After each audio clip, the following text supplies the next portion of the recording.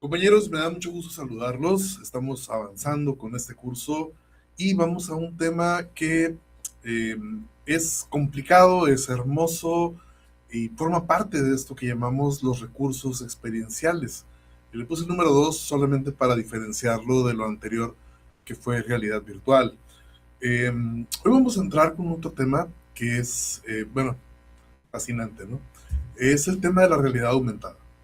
Eh, es complejo desarrollar una práctica como lo que hicimos con realidad virtual, porque la cantidad de recursos disponibles y la facilidad de hacerlo eh, no es precisamente igual, es una capa de complejidad mayor. Así que la actividad de hoy pues, va a quedar en un bonito ejercicio de imaginación, porque realmente la cantidad de recursos que son necesarios para un proyecto de ese tipo, pues son algo pesados. Y quizás el problema no es tanto para el docente, para quien plantea la clase, ¿no? El problema es más bien para los estudiantes. Y en un país como el nuestro, donde las desigualdades tecnológicas expresadas en los grupos son bastante abismales, eh, pues es algo que tenemos que prever, ¿no? Que no todos los estudiantes podrán contar con un buen celular, de una generación aceptable, con las características técnicas y la conectividad para poder realizar trabajo didáctico. Por eso no lo vemos muy seguido. Por eso son recursos que se trasladan a otras esferas por el nivel de complejidad que implica, ¿no? Recordemos que la parte educativa lleva una capa de poder sobre el estudiante, ¿no? Donde el profesor dice, es que se tiene que hacer de esta forma, que requieren estos equipos para poder hacerlo, pues automáticamente ponemos en desventaja a los menos favorecidos, ¿no? Entonces, eso no quiere decir que no podamos plantear cosas, que no podamos soñar cosas, echar a volar la imaginación, conociendo los elementos básicos. Eh, y bueno, como podemos ver en la imagen que seleccioné de un teléfono celular, viendo un tomate y que ahí en la pantalla empieza a desplegar algunas cosas, ¿no? A trazar algunos puntos y indicar algunas características. Pues básicamente se trata de eso, ¿no? De una capacidad que le damos a un dispositivo para poder observar la realidad y a partir de lo que ve, decirnos más cosas. Eh, ¿Cuáles son los tres elementos clave en un proyecto de realidad aumentada? Pues de entrada tenemos el lector, es decir, el dispositivo que vamos a utilizar para que lea la realidad y que al mismo tiempo nos muestre esa capa superpuesta, esa capa que llamamos de realidad aumentada. En un teléfono celular, que es lo más convencional, pues tenemos el dispositivo que lee, tenemos la cámara, que si la habilitamos, pues puede leer, puede ver la imagen, y además tenemos la pantalla que nos permite ver esa realidad sobrepuesta, ¿no? Entonces, esto es muy popular con los teléfonos celulares, aunque también, pues, las tabletas, que son lo mismo, pero más grandote, o las gafas para las que se utilizan y se hicieron muy populares con la realidad virtual, bueno, pues también aplican con realidad aumentada, ¿no?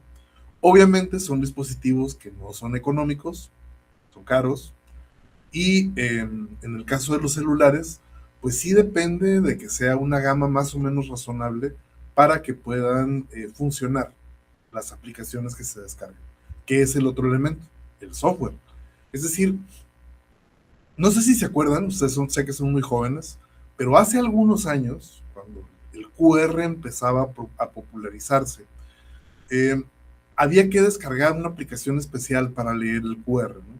Luego, los teléfonos más nuevos dijeron, en la aplicación de la cámara ya trae incluido el lector de QR.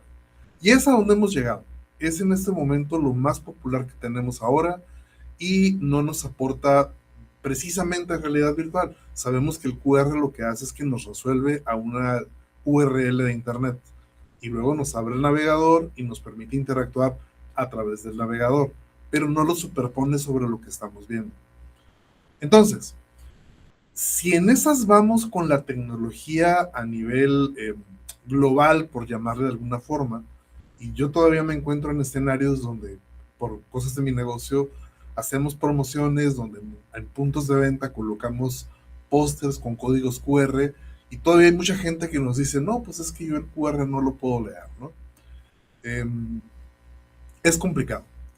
Entonces, tenemos que entender que esto actualmente, con la tecnología masiva, solamente funciona en algunos contextos. Ahora imagínense con una capa superior donde le estamos exigiendo renders y otras capacidades de visualización, pues resulta algo bastante más complejo. Entonces, por un lado, uno de estos tres grandes elementos es el lector, que lo tenemos que disociar entre el dispositivo por un lado y el software por otro. Ahora, el contenido. Aquí es donde se empieza a poner interesante la cosa. Porque ese sí depende de quién genera el proyecto. Y aquí tenemos que echar mano de todos los recursos multimedia que podamos integrar. Texto, obviamente, como lo vimos en la imagen del tomate, ¿no? Que el tomatito y sus características. Bien, pero ¿qué tal si queremos poner un video? Entonces tenemos que ir a la producción de video o a la curaduría de recursos de video, o un audio, o otro tipo de imagen, o un objeto de realidad virtual que se superpone sobre la realidad. En todos los casos, si el objeto que queremos agregar no existe, pues tenemos que mandarlo a producción. Es decir, yo quiero que sobre esta imagen que está viendo me despliegue un video. ¿De acuerdo? ¿Cuál video? No existe. Bueno, hagamos el video primero. Entonces se convierte como en un castillo de Legos donde cada piececita juega un papel importante. Muchas de las cosas para cuestión educativa las podemos obtener por medio de la curaduría. Otras no. Otras que simplemente las soñamos y nos gustaría que existieran, pero pues habrá que meterle las manos al diseño gráfico, a la producción audiovisual, al render tridimensional, a lo que nosotros queremos hacer. El tercer elemento es el disparador. Y aquí van algunos ejemplos que son los más populares, y quizás el más popular de todos es el código QR. Todos hemos interactuado con ellos, con la pandemia se pusieron de moda, bueno, fue una solución importante para manipular menús o manipular documentos, ¿no? Te pongo el QR, dale con el celular y ya no ocupo entregarte físicamente un objeto. Ahora puedes verlo, ver el contenido que yo te quiero entregar, lo puedes ver a través de tu dispositivo. Ahí se disparó. Con QR veníamos trabajando desde hace algunos años, pero la pandemia hizo que se hiciera muy popular. No llega a ser un elemento total de realidad aumentada, porque en la mayoría de los casos simplemente nos resuelve a una URL, pero sí nos funciona como un disparador. Es decir, yo pongo el QR, el lector lo observa y a partir de que lo observó, entonces plantea un juego o plantea cosas, pues. También puede ser un objeto en general. Por ejemplo, lo del tomate, ¿no? Si yo entreno con un modelo para aprendizaje a este software para que pueda leer verduras o frutas y después yo corro la aplicación en una frutería, pues lo voy pasando y me dice, naranja, mandarina, una hojita para diferenciar el cilantro del perejil, los que todavía nos equivocamos, ¿no? Bueno, yo me guío por el olor, ese no me engaña tanto, mis ojos sí. Pero bueno, eh, poder entrenar a un QR, pues relativamente sencillo, porque los modelos ya existen, porque está delimitado en un espacio, el algoritmo ya sabe qué es lo que tiene que hacer y qué es lo que tiene que buscar. No es tanta bronca. Si queremos entrenar para que lea frutas, verduras o algo más especial, ese software tendrá que pasar por un proceso de entrenamiento que pues necesariamente va a ocupar ancho de banda y va a ocupar espacio en memoria, y entonces los requerimientos del lector se van haciendo cada vez más complejos. Otro ejemplo de esto es los puntos geográficos. Es decir, yo puedo utilizar como referencia no un objeto, sino un punto geográfico quizás apoyado con un GPS, y entonces puedo observar la realidad o plantear una capa adicional sobre la realidad que está viendo el dispositivo. Recordemos que todo esto tiene sentido si está dentro del modelo Kolb, cuando lo estamos utilizando para aplicaciones didácticas y en general para experiencias. Es decir, la experiencia concreta, la acción tangible, que en este caso es que se ponga el celular o que se ponga la tableta ante un objeto, en este caso que contenga un disparador. ¿Qué es lo que le vamos a pedir al estudiante como observación reflexiva? Porque lo que queremos es que interactúe con el conocimiento, ¿no? Es muy vistoso, es un juguete sensacional, pero si solo se queda en juguete, él está distrayendo o podría ser un distractor de lo verdaderamente importante, que es el acto pedagógico. Cuando logramos alinearlo, pues estamos del otro lado, ¿no? El otro elemento del modelo Kolb es la conceptualización abstracta, y finalmente, la experimentación activa, cuando logramos llevarlo a un siguiente plano para que ese conocimiento nos pueda funcionar como algo más. Si tomamos esto como eje y decimos, bueno, yo planteo un objeto que va a disparar una presentación de un video, pues sí, pero te estoy pidiendo una cantidad enorme de recursos técnicos, una buena cantidad de datos disponibles en tu dispositivo para que puedas interactuar por algo que pues mejor te lo muestro directamente en un video. Es como que qué caso tiene montarlo sobre un proyecto de realidad aumentada. Es que está muy suave, pues sí está muy suave, pero a veces no es necesario, pues. Eh, Vamos, tenemos que tener una cierta autorregulación. Estos proyectos de realidad aumentada se los encuentran frecuentemente financiados por empresas.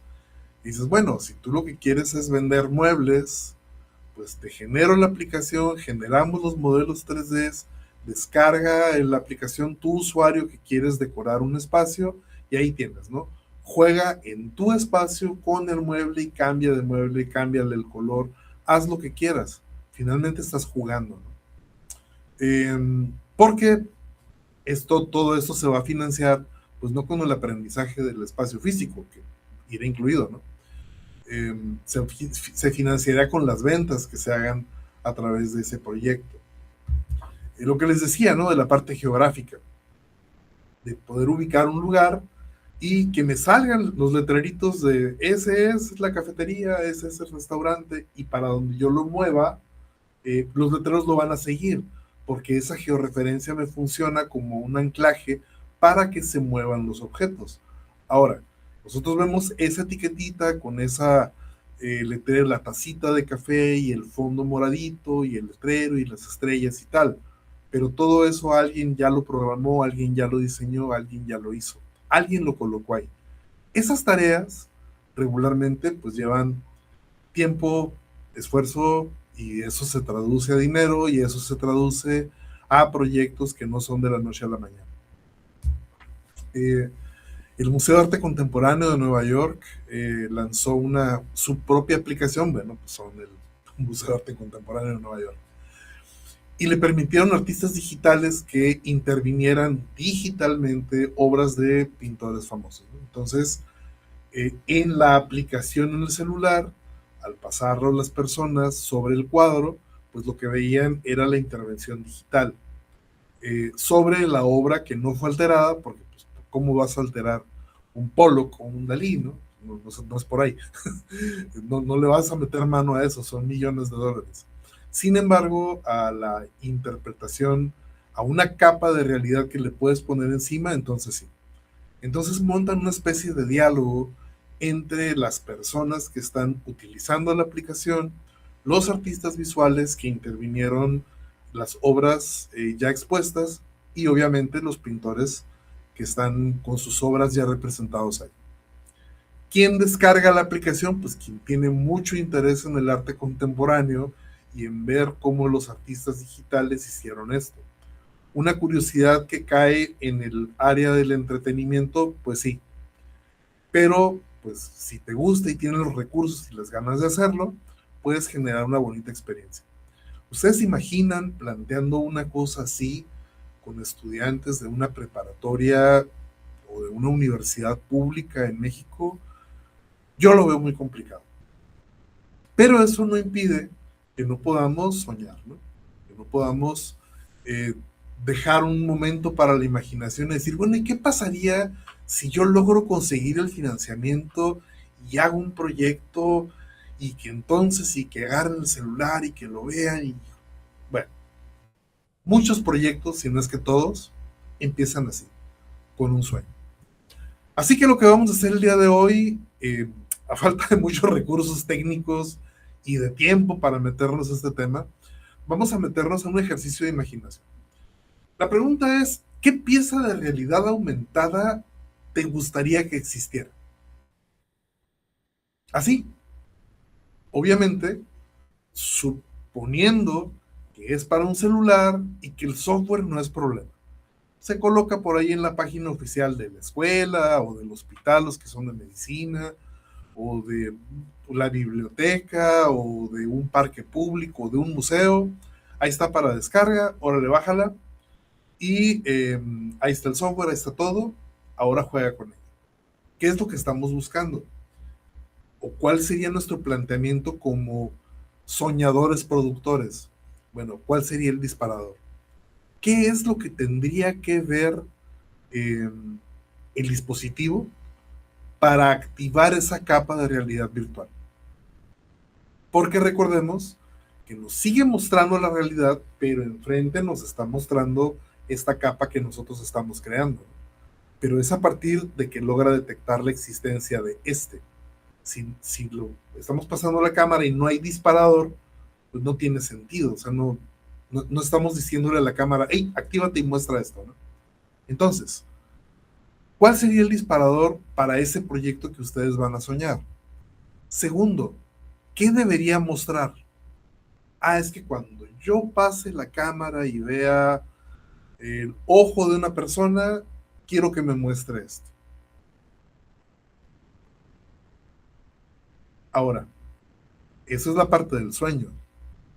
Lo importante es cómo apoya en la solución de un problema pedagógico. Porque lo que tenemos es un recurso y los recursos son para resolver problemas. Lo decíamos en el video anterior, ¿no? Si yo te estoy pidiendo un proyecto técnico o un asunto técnico, solo porque te lo puedo pedir o solo porque lo podemos hacer, y no se trata de algo que podría resolverse mejor con un debate o con un video o con otro tipo de narrativa, con un texto, pues entonces es una tecnología ociosa, ¿no? Es un empleo de recursos ocioso. Acá estamos tratando de resolver problemas pedagógicos. Entonces, pues la tarea de hoy es imaginar esa pieza de realidad virtual, perdón, de realidad aumentada que nos gustaría que existiera, definiéndola desde un disparador y de lo que debería mostrar, pero sobre todo, cómo me va a ayudar a explicar ese algo que resulta tan complicado hacerlo de otra forma, que la realidad aumentada me sirve para dejarlo bien clarito. Eh, Cuando nosotros tenemos esas conjunciones, un gran problema y una posible solución, se abren mágicamente las puertas del financiamiento. El gran tema que yo he visto en mis tiempos como productor es que se plantean proyectos que no resuelven ningún problema o que resuelven problemas de forma exagerada, ¿no? Lo que les decía, oye, ¿para qué quieres montar un sistema de realidad virtual si con un video en YouTube es suficiente? Matar una mosca a cañonazos, ¿no? ¿Para qué? No tiene sentido.